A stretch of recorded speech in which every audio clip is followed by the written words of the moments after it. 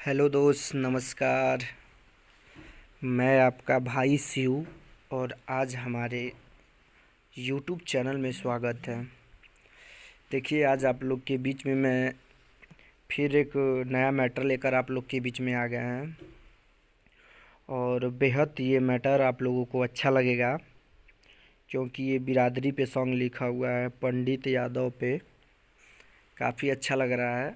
हम हमारे रितेश भाई ने इस सॉन्ग को दिए हैं, रितेश भाई ने दिए थे, नहीं सॉरी, रितेश नहीं, सोनू जी दिए थे। और काफ़ी अच्छा सॉन्ग लग रहा है। तो आइए आप लोग को मुखड़ा उखड़ा सुनाते हैं, बताइए कैसा है। और सुनाने से पहले आप लोग से निवेदन है कि हमारे चैनल को सब्सक्राइब कर लें और बगल में बेल आइकन घंटी है उसे प्रेस करें, ताकि न्यू मैटर आपको नोटिफिकेशन के थ्रू मिल जाए। आइए फर्स्ट।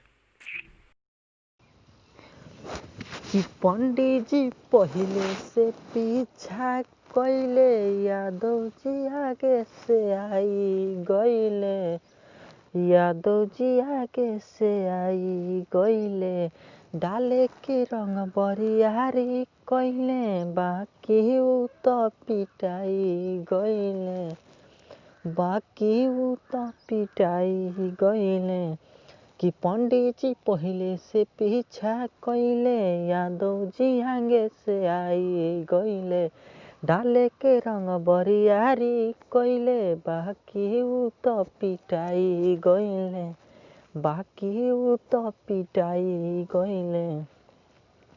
कि कहतानी साचे रंगवा डालल नइखे, कहतानी साचे रंगवा डालल नइखे, कि डाल डाल ए मजनुआ पर के डालल नइखे, कि डाल डाल ए मजनुआ रंग डालल नइखे।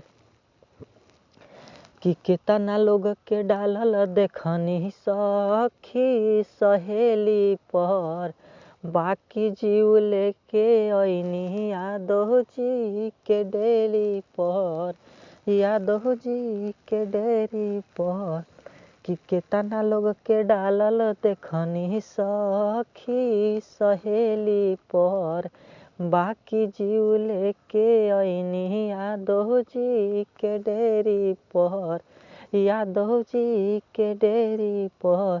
कि कैसे मनाई तोसे लगावाई बात टालल नइखे, कि कैसे मनाई तोसे लगावाई बात टालल नइखे, कि डाल डाल ए मजनुआ पर के डालल नइखे, कि डाल डाल ए मजनुआ रंग डालल नइखे।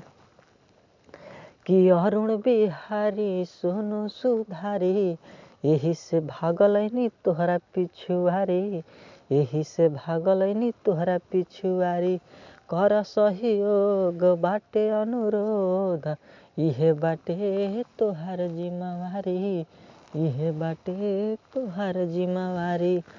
कि अरुण बिहारी सोनू सुधारी यही से भागलैनी तोहरा पिछुआरी, यही से भागलैनी तोहरा पिछुआरी, कि कर सहयोग बाटे अनुरोध, इहे बाटे तोहार जिम्मेवारी, इहे बाटे तोहार जिम्मेवारी।